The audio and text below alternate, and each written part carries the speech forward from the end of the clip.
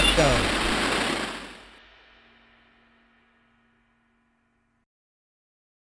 Hey everybody, welcome to the Masters Fantasy Show, brought to you by MastersFantasyFootballLeagues.com. My name's Jonathan. I'm the commish here at Masters Fantasy Leagues, joined today by our senior draft coordinator and a good friend of mine, the Doc. What's up, man? How you doing today?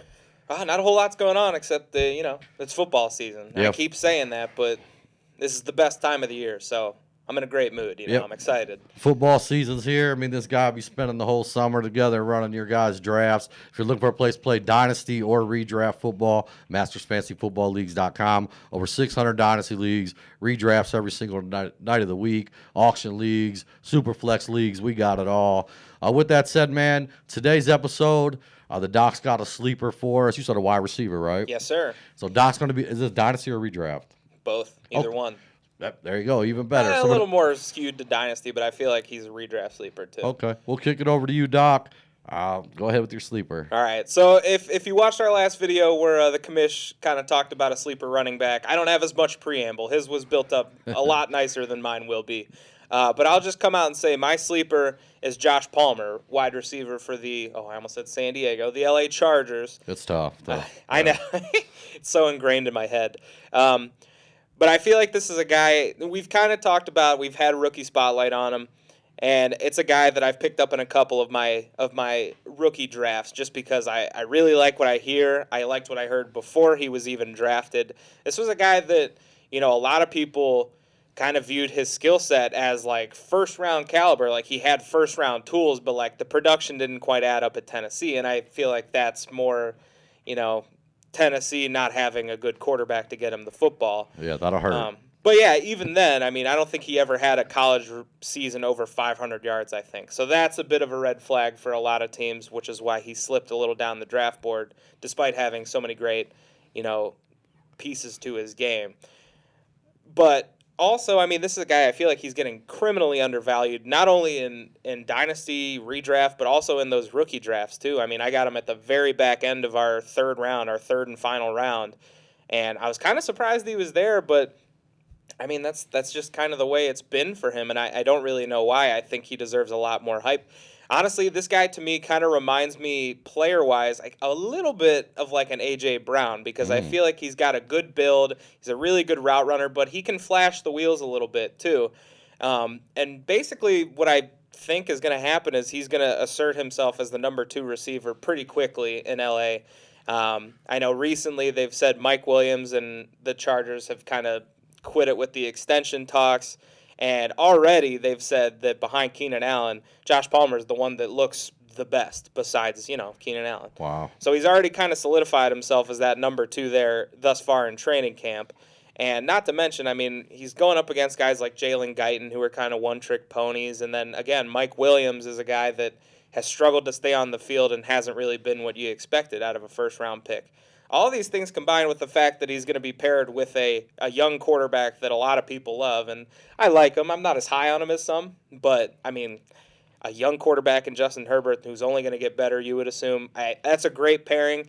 Keenan Allen, another one, too. He's getting older as well. So, I mean, you can see the path for Josh Palmer to assert himself very similar to like an A.J. Brown situation. Right. Where maybe it didn't seem as sexy at first, but he just kind of made plays. And now they have Julio, but if you look like a year ago, he kind of went right past Corey Davis, and he became the number 1. I feel like that's kind of what's going to happen, but instead of him passing Keenan Allen because he's better, Keenan Allen just kind of, works his way towards retirement, and then Josh Palmer, it's his show to run. So, yeah, I mean, ADP-wise, he's way down the list. I mean, being undrafted pretty much in all redraft leagues, but I think this is a guy who has legitimate upside and could see a ton of snaps, a ton of targets this year for, where he's being drafted. It's criminally low. And again, dynasty-wise, too, rookie drafts, I feel like this is a guy that you need to take. And I don't really he has upside for this season, too, which is the weird part to me because those guys seem to get drafted always. Yeah, and I did see him get drafted quite a bit late third round in these rookie drafts. And honestly, I had no idea who he was going to talk about. But the moment that you brought up Palmer, then I sat here and thought about it. You're right, man. The path is clear. You know, Keenan Allen, 29, might even turn 30 this year. Yeah. I mean, he's not going to be around much longer. Right. Justin Herbert's going to be looking for his number one, a guy that he can throw to for, perhaps the next decade. Right. Truth is, man, when you're drafting any of these rookies, man, you're looking for potential, situation. I mean, he fits the bill Yeah, I think everywhere. he checks all those boxes. Yeah. And I do think, and I always say, like, toss in, look, man, when you're making some of these trades, a guy really wants to say A.J. Brown. A guy really wants A.J. Brown. Like, he's willing to give up a Palmer or, right. To make that deal happen. Sure. So always fight for those extra little pieces. That's just a side little note. But I think Palmer does fit the bill. I mean, a path to be, perhaps hooked up with Herbert for a decade, man. Right. And even like we just did that trade show with rookies. I mean, I feel like that's a guy that, he may have been taken in the third round, but he's not going to be, I mean, unless someone like me is pretty high on him. I mean, most people are going to be like, it's a third-round rookie pick, and they'd be willing to just ship him off for nothing. Yeah, because I know a lot of guys hop on here and make these third-round picks, and I mean, you'll see it all the time, these late thirds. I mean, I hate to say this, man, but keep an eye on the waiver wire too, man. Palmer could flat out end up on the waiver wire. Yeah, he was very close in our draft, the one, and he's got all the tools. Like J.K. said, he's checking all those boxes that you want to see from a young receiver. And, I mean, I think the sky's the limit. I think everything just kind of fits the mold really well. And, I mean, again, now's a great time to get him. He's I honestly think he's a guy that could win you a league this year. I'll tell you what, I'm going home immediately and sending out some Josh For Josh where Palmer you can trades. get, I mean, he's going undrafted in redraft basically, for the most part. So, I mean, last round of your draft, 15th, 16th round, just toss in a little pick on Josh Palmer and see what happens. I love it. Good stuff, Doc.